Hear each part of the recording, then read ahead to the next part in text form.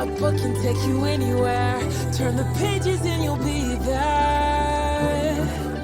Come on, join us, you'll see. We're reading with Carylee.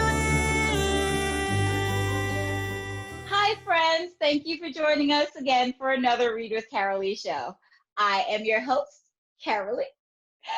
Today we have, all the way from Queens, New York, Miss La-Shonda Rice. And she will be reading her book, Sunshine and Her Tangled Tresses. Now, how could a little girl named Sunshine have tangled tresses?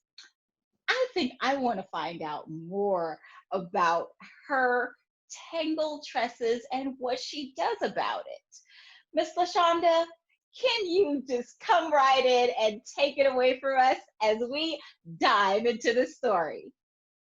Hi, Carolee and friends. Thank you so much for having me today. Like you said, we're going to read today, Sunshine's Tangled Tresses. Why don't we just dive right in, shall we? Sunshine's Tangled Tresses.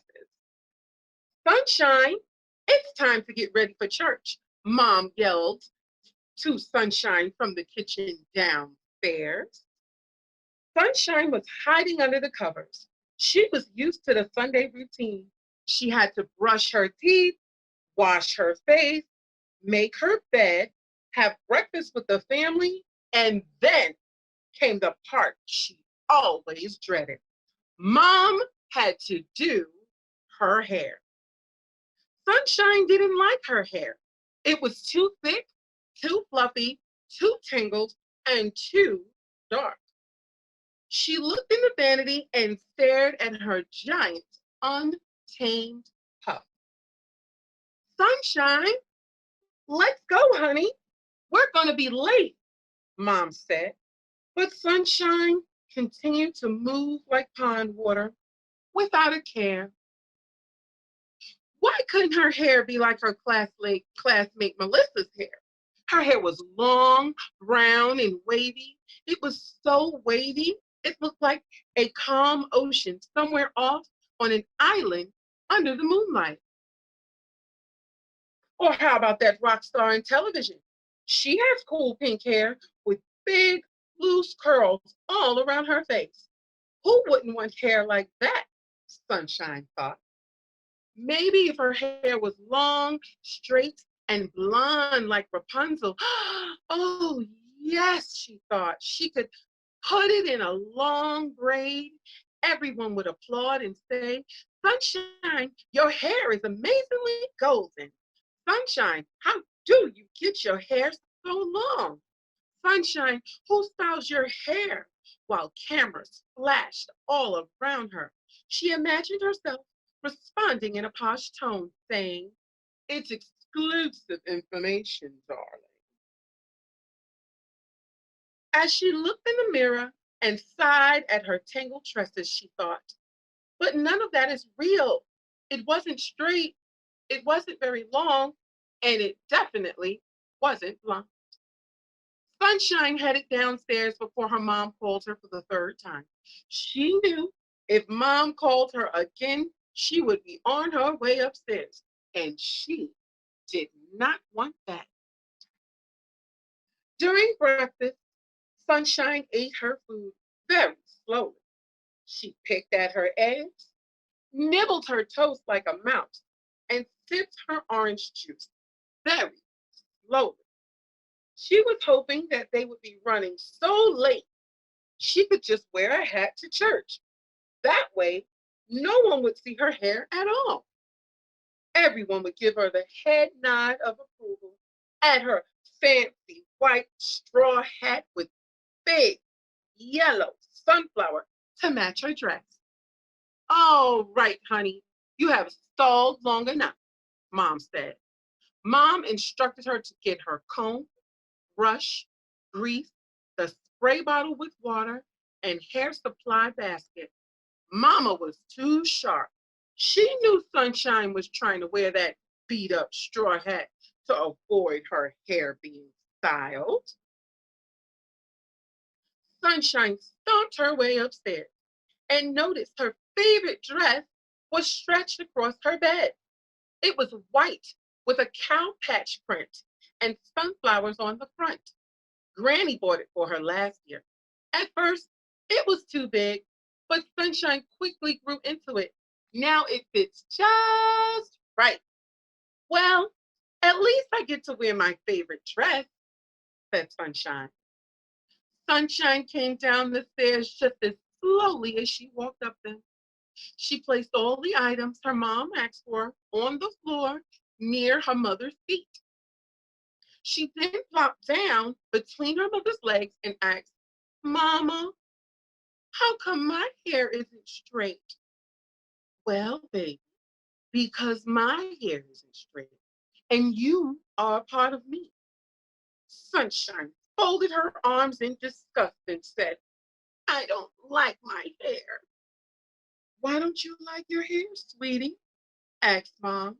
Because it's too tangled, too short, too dark, and too thick, said Sunshine. Mom was shocked to hear such words coming from her daughter. She took a deep breath and said, Did you know a long time ago, when our people were in Africa, you can identify things about them according to their hair? Really? Said Sunshine. Yes. Certain styles took their age, told their age, tribe, wealth, if they were married, and so much more. Our hair is an expression of our culture. As time progressed, our hair has changed so much. In the 1970s, our people wore their hair in afros. This was the beginning of the Black Power movement. No matter where you went, if you saw someone with an afro during that time, you knew they supported equality and Black pride. We greeted each other by throwing our right fist in the air with afros big and fluffy. Years later, our hair changed again. More people were getting relaxers and putting chemicals in their hair as an effort to change their hair texture and color. I have to be honest with you, baby. It looked real nice at first, but Sunshine, it caused our hair to become weak and brittle. Our hair was shedding like leaves falling from the trees in the fall. Some people's hair was so damaged they had to cut all their hair off to start all over. You mean some women went bald? Sunshine asked. Yes, or really short, Mom said. It had to be done in order for healthy hair to grow. Sweetie, I want you to understand something. You are beautiful, just the way God made you. From the crown of your head to the soles of your feet, you are one of a kind. When you are older and you decide that you want to change your hair, it's fine. I need you to understand that God made no mistakes with me, you, your brother, your dad. You are perfectly perfect. Never, ever style your hair for others. The length and texture of your hair does not define who you are. Embrace your pretty brown skin and thick, beautiful Black hair. You are more than your hair. I need you to never, ever forget that, okay? Yes, ma'am, said Sunshine. Can you tell me a few things you like about yourself? Asked Mom. I like that I can draw really good. I like the way I dress myself. I like that I can read and do math well. That's great, Sunshine, but do you know what I like about you? Sunshine shakes her head. No, I like your smile. I like that you're always helpful. I like that you are funny. I like that you are kind to your brother. I like your warm hugs and kisses when I come home from work. I like the fact that you look like me too. More importantly, I love your beautiful brown skin and thick hair. Sunshine hugs her mom and says, "Thank you, Mama. I love you so much."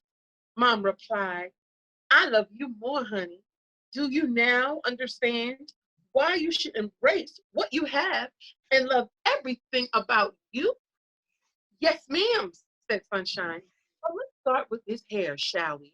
What style would you like it to be?"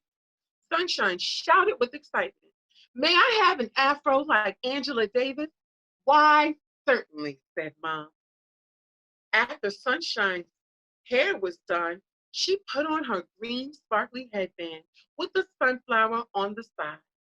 She wore medium-sized twists into an afro. It was so shiny and fluffy. Sunshine looked in her vanity mirror. This time she imagined herself walking down a red carpet with lights flashing. People were asking her, "Sunshine, who styles your hair?" "Sunshine, girl, what products do you use?" "Sunshine, how do you keep your hair so healthy?" She responds by saying, "Get it, my mama." The end. With Carylee. Oh, sorry. I was just checking out my hair.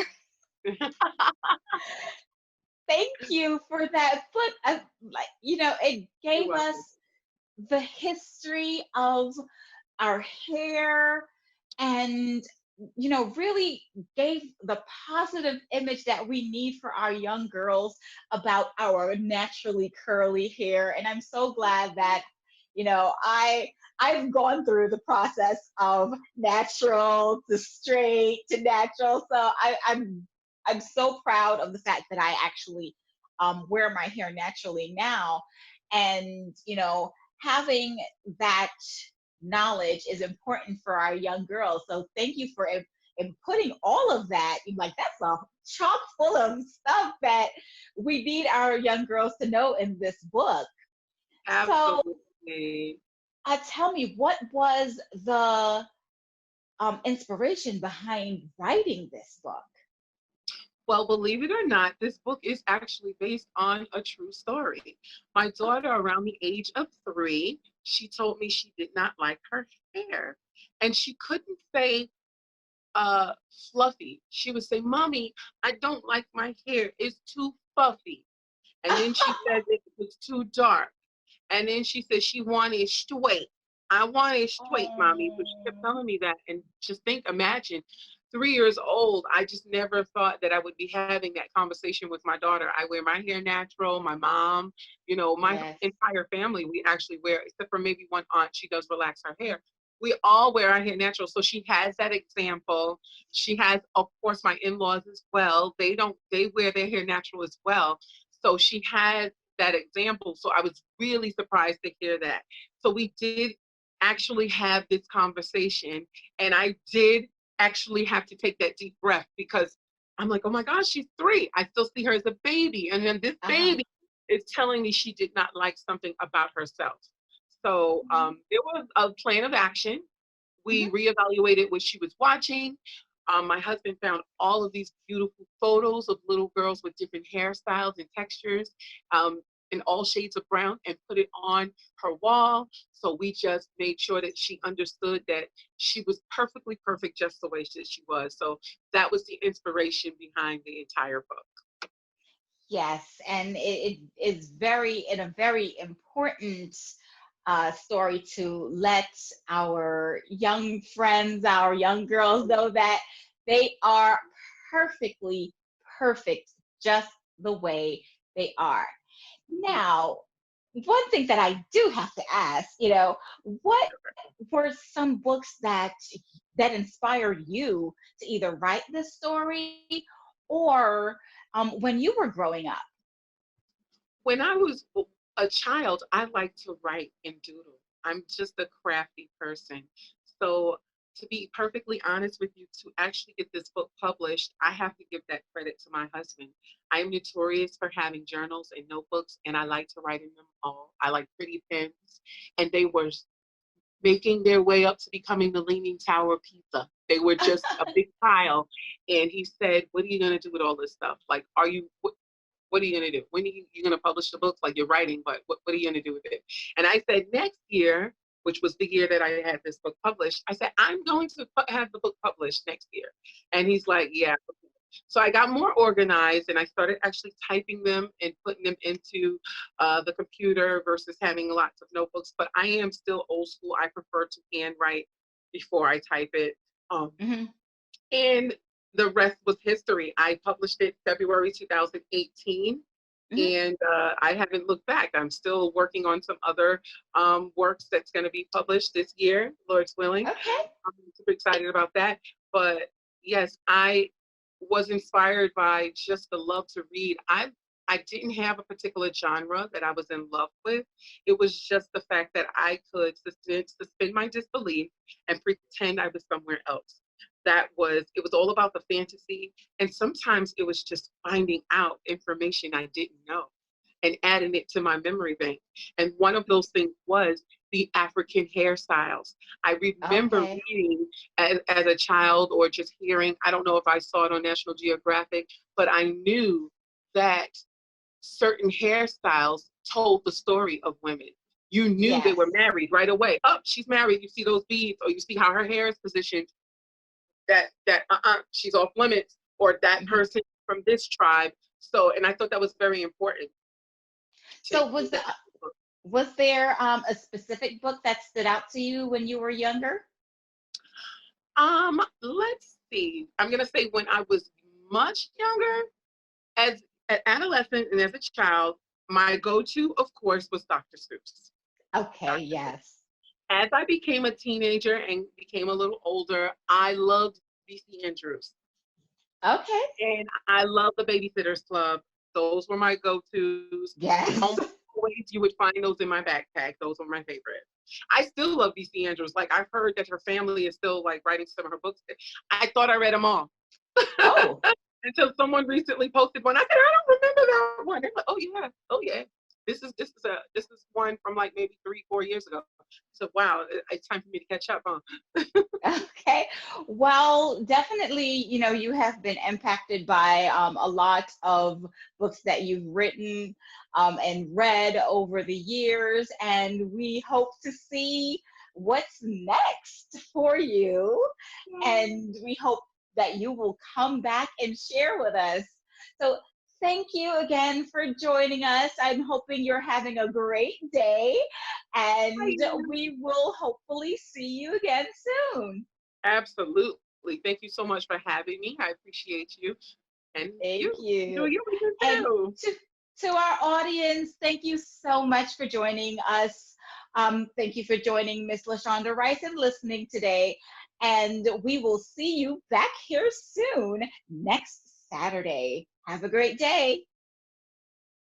With Carylee.